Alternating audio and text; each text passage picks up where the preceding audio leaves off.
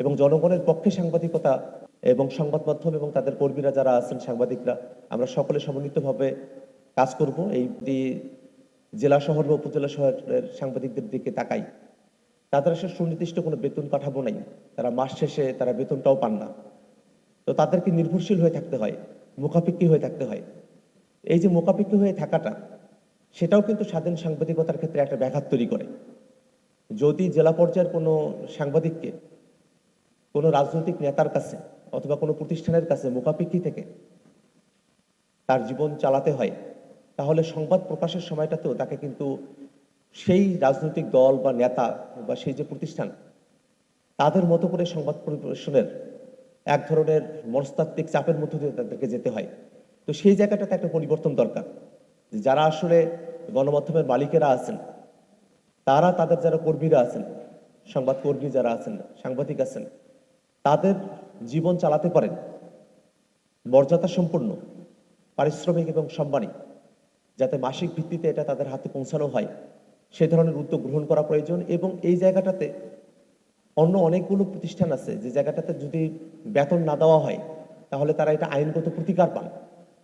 কিন্তু আমাদের সাংবাদিক বন্ধুরা তারা যদি বেতন না পান, তাহলে তাদের কত আইনগত কোনো প্রতিকারের জায়গা নেই।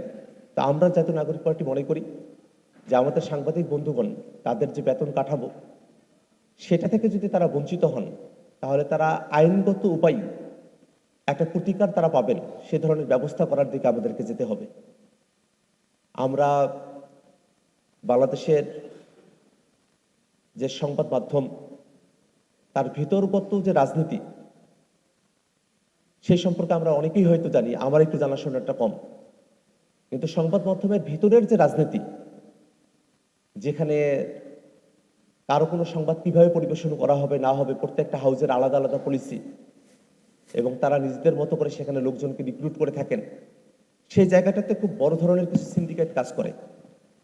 তা আমরা জাতীয় নাগরিক পার্টি মনে করি যে সাংবাদিকতা এবং গণমাধ্যমের ভিতরগত যে রাজনীতি, সেখানে যে ধরনের কলুষতা আছে, সেটা থেকে আমরা কিভাবে বেরোয় আসতে পারি, কিভাবে বাংলাদেশের রাজনৈতিক পরিমণ্ডলে যে কলুষতা, সেখান থেকে আমরা নিজেদেরকে বের করতে পারি, এবং সাংবাদিকতার ভিতরগত যে কলুষতা, সাংবাদিকতার ভিতরগত যে রাজনীতি, সেটাকে আমরা কিভাবে ঠিক করতে পারি, সেজন্য আমাদের সকলকে মিলে একটা সমন্বিত পদক্ষেপের মধ্য দিয়ে আমাদেরকে যেতে হবে। তো আজকের এই আলোচনা যেহেতু খুবই সংক্ষেপে আমাদের শেষ করতে হবে, আমরা ভবিষ্যতে আরো বিস্তারিত কথাবার্তা বলবো।